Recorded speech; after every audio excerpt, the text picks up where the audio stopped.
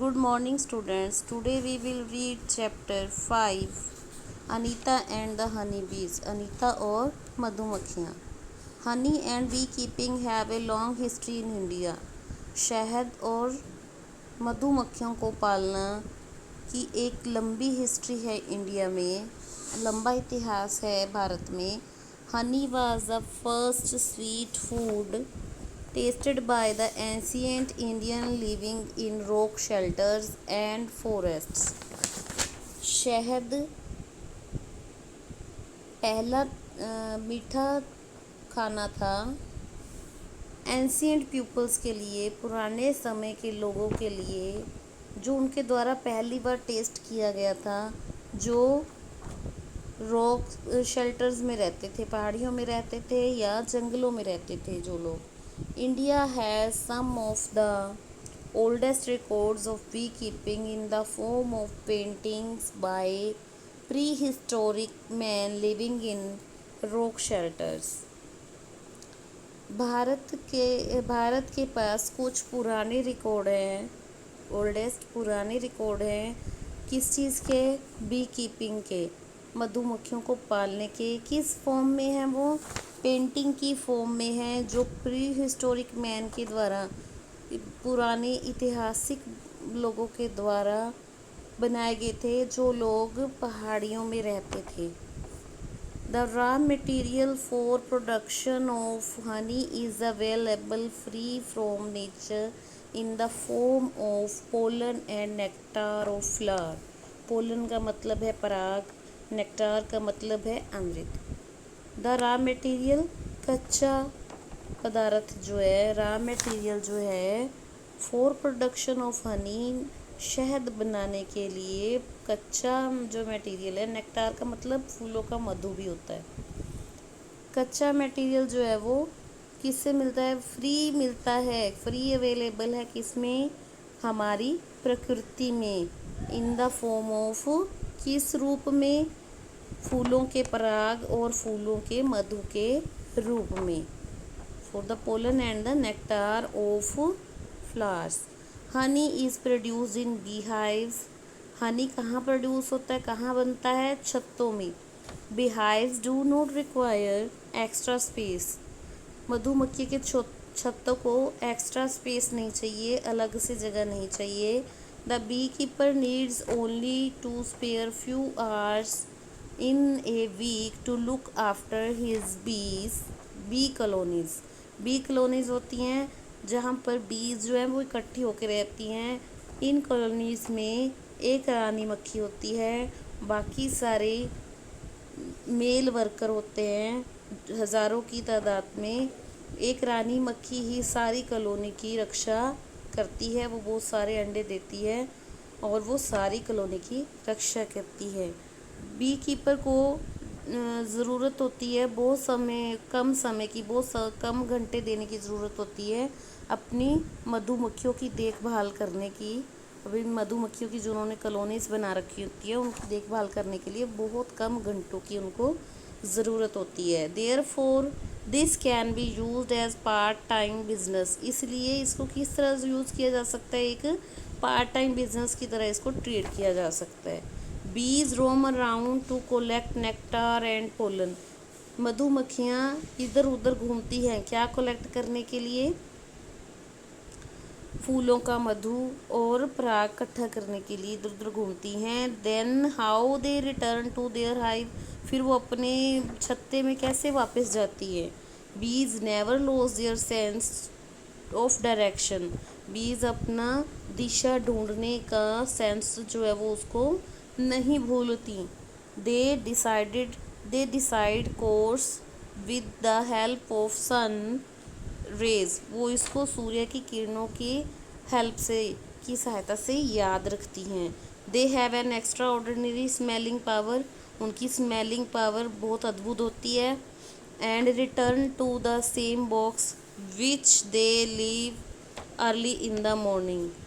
जो उन्होंने सुबह छोड़ा होता है, जो छत्ता हाइव जो छोड़ी होती है, फिर वो जो बॉक्स उन्होंने छोड़ा होता है सुबह शहद इकट्ठा करने के लिए वो जाती हैं, वो उसी बॉक्स में दोबारा वापस आ जाती हैं. Muzaffarpur district in Bihar is famous for bee keeping. Bihar का मुजफ्फरपुर ज़िला जो है वो मधुमक्खियाँ पालने में बहुत प्रसिद्ध है। Muzaffarpur is the largest producer of लीची।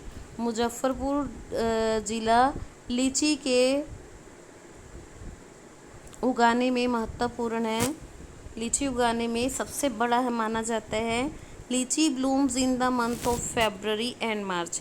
लीची कौन से मंथ में उगती है? फेब्रवरी या मार्च में उगती है।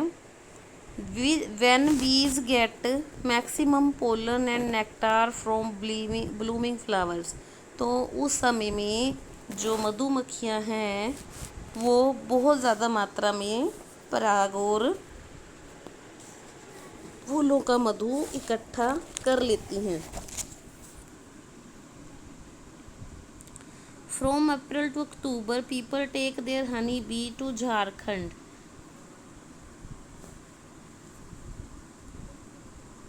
अप्रैल से अक्टूबर के महीने में लोग अपनी मधुमक्खियों को झारखंड में ले जाते हैं। झारखंड में ले जाते हैं। Where a flower called karanj provide pollen and nectar to bees. जहाँ पे करांज नाम का फूल जो है उससे पराग और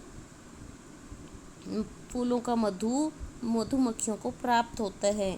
then the bee keepers go to Chhattisgarh. फिर वो उसको छत्तीसगढ़ ले जाते हैं, मध्य प्रदेश और Uttar Pradesh. Where mustard flowers bloom at a time. जहाँ पर उस समय में मस्टर्ड फ्लावर जो सरसों का फूल उगता है। There they get nectar from eucalyptus tree also. यहाँ पर ये एक्यूलिप्टिस ट्री से भी मधु प्राप्त करते हैं। एक्यूलिप्टिस ट्री होता है नीलगिरी का पेड़। Eucalyptus bloom year around and honey produced by this give a peppermint taste. ये पूरा साल हरा भरा रहता है और जो इससे पराग लेकर या इससे मधु लेकर जो मधुमक्खियाँ जो शहद बनाती हैं उसका स्वाद पुदीने जैसा होता है, पिपरमिंट जैसा होता है। In the Muzaffarpur district lived a girl called Anita. Muzaffarpur ज़िले में एक लड़की रहती थी Anita. When she was young, जब वो जवान हुई, she used to spend all her time in grazing goats. जब वह छोटी थी वो सारा दिन क्या करती थी? अपना सारा टाइम किस में बिताती थी? गोट्स को चराने में, बकरियों को चराने में अपना सारा समय लगाती थी। She wanted to go to school. वह स्कूल जाना चाहती थी। But her parents did not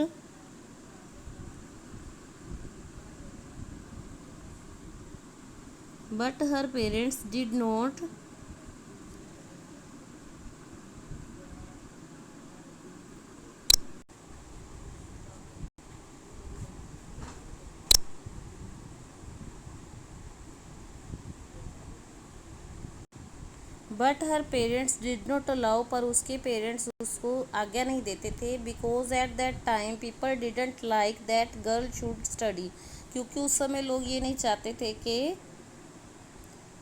जो लड़कियां हैं वो पढ़ें। One day one of the teacher of village school met her parents and explained the importance of studies. एक दिन उनके गांव का एक अध्यापक गांव में उसके पेरेंट्स को मिलने आता है और वो व्याख्या करता है कि पढ़ने की क्या महत्वता है। Teacher also told them that education is free up to class 5th। वो ये भी बताता है कि 5वीं तक पढ़ने के लिए किसी भी फीस की ज़रूरत नहीं है। एजुकेशन जो है, शिक्षा जो है वो फ्री है। And it was the right of every child to go to school. और ये हर बच्चे का अधिकार है कि वह स्कूल जाए। Her parents allowed her to go to school. उसके माता पिता ने उसको स्कूल जाने की आज्ञा दे दी। Anita did not get high marks but she always asked many questions. Anita ने ज़्यादा नंबर तो नहीं लिए लेकिन वह हर समय बहुत सारे क्वेश्चंस पूछती थी, प्रश्न पूछती थी। She completed her studies up to 5th class, उसने 5वीं तक अपनी पढ़ाई पूरी कर ली।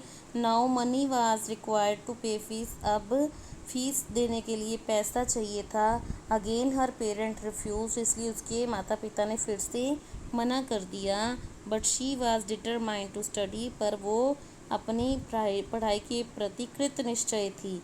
सो to earn money she started teaching young children, तो उसने पैसे इकट्ठे करने के लिए छोटे बच्चों को पढ़ाना शुरू किया। गांव के द विलेज, गांव के छोटे बच्चों को पढ़ाना शुरू किया।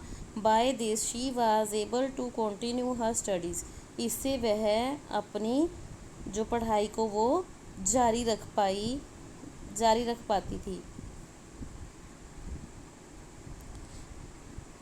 जारी रख सकती थी। Now every child has a right to free education up to class 8, अब सब बच्चों को पढ़ने का अधिकार था, 8वीं क्लास तक फ्री पढ़ने का अधिकार था।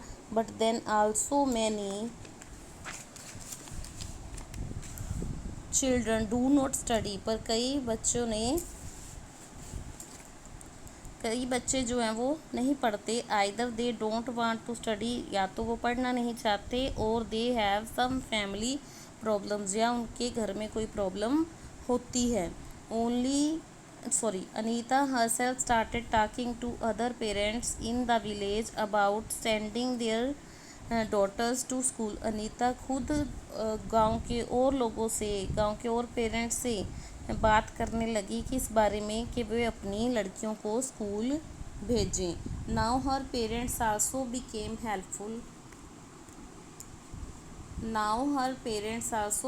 हेल्पफुल टू हर, और उसके माता पिता भी इसमें उसकी सहायता करते। Mother started doing all her household work to spare her for study, उसकी माताजी ने घर के काम खुद करने शुरू कर दिए ताकि वो अपनी स्टडी के लिए समय बचा सके, ताकि उसका समय जो उसकी स्टडी के लिए बच सके। Anita was very hard working girl, Anita एक बहुत ही मेहनती लड़की थी। Along with studies she joined a course run by the government for bee keeping, उसने अपनी पढ़ाई के साथ साथ एक कोर्स और भी ज्वाइन कर लिया जो कि सरकार द्वारा चलाया जा रहा था। किस लिए? मधुमक्खियों को पालने का जो कोर्स है वो सीखने के लिए। She learned that October to December is the best time for bee keeping, उसने यह जान लिया कि अक्टूबर से दिसंबर का जो समय है वो मधुमक्खियों को पालने का बेस्ट समय है। Because at this time Honey बीज ले देयर एग्स, क्योंकि इस समय में मधुमक्खियाँ अपने अंडे देती हैं। In the meantime she learned to ride a motorcycle, इसी बीच में उसने मोटरसाइकिल चलाना भी सीख लिया। But she did not tell it to anyone, उसने इसके बारे में किसी को भी नहीं बताया। फ्रॉम टीचिंग शी कलेक्टेड ₹500, उसने अध्यापिका बनकर या पढ़ाकर बच्चों को 5,000 रुपये कमा लिए। And in September she bought 2 boxes of keep bees ₹2,000, उसने इसमें से 2,000 रुपये के 2 बॉक्सेस खरीद लिए मधुमक्खियों को पालने के लिए। From the remaining money she bought sugar to make syrup for honey bees and medicine to clean beehives, और बाकी बचे पैसों से उसने चीनी खरीदी। और किस लिए चीनी खरीदी? मधुमक्खियों का सिरप बनाने के लिए और उनकी मेडिसिन्स जो मधुमक्खियों को साफ रखती थी। By December she had so many bees that she bought 2 more boxes, दिसंबर तक उसने इतनी मधुमक्खियाँ पाल ली कि उसने और 2 बॉक्सेस खरीदे। बीज स्टिंग वेरी स्ट्रॉन्गली, बीज जो हैं वो बड़ी स्ट्रॉन्गली काटती हैं। They inject acid into our body, वो हमारी बॉडी के अंदर एसिड को इंजेक्ट कर देती हैं, छोड़ देती हैं। So water retention occur in that particular area. तो उसमें पानी का जमाव हो जाता है इस एरिया में जहाँ पर मधुमक्खी काटती है, वहाँ पर पानी का जमाव हो जाता है, क्योंकि जो हमारी शरीर के जो मिनरल्स हैं उसको फिर मधुमक्खी के जहर काम नहीं करने देता, वो पूरी बॉडी में नहीं फैल पाते minerals, and it gets swollen, इसलिए वो जगह जो है वो सूज जाती है। We should squeeze that particular area to remove acid and wash thoroughly with water. हमें उस एरिया को स्क्वीज कर देना चाहिए, दबा देना चाहिए उस पर्टिकुलर एरिया को जहाँ पर मधुमक्खी ने काटा है, उसके डंक को निकालने के लिए और उस एसिड को निकालने के लिए, और उसको वहाँ से अच्छी तरह से धोना चाहिए पानी के साथ। But people put lime on that part, लेकिन लोग उस जगह पर नींबू लगा देते हैं। Application of ice on that part is also good after removing string. उस हिस्से पर बर्फ़ की टकोर करना या बर्फ़ से सेंक करना अच्छा माना जाता है उस डंक को निकालने के बाद। Cloth should be placed between the ice and the skin to avoid freezing the skin. बर्फ़ के बीच और स्किन के बीच में कपड़ा रख लेना चाहिए, यानी जो बर्फ़ है उसको कपड़े में लपेट कर ही स्किन पर उसका सेक करना चाहिए, ताकि जो स्किन है वो फ्रीज ना हो। That is honey bee and that is it's beehive. As we know that लीची blooms in February and March। जैसा कि हम जानते हैं कि लीची जो है वो फरवरी मार्च में ही उगती है, खिलती है। सो Anita kept her 4 boxes of honey bees near लीची orchards। तो अनीता अपने चारों बॉक्सेस को, मधुमक्खियों के चारों बॉक्सेस को लीची के पेड़ों के नज़दीक ले गई। She got 12 kg honey from each box. उसको हर बॉक्स में से 12 किलो हनी मिला।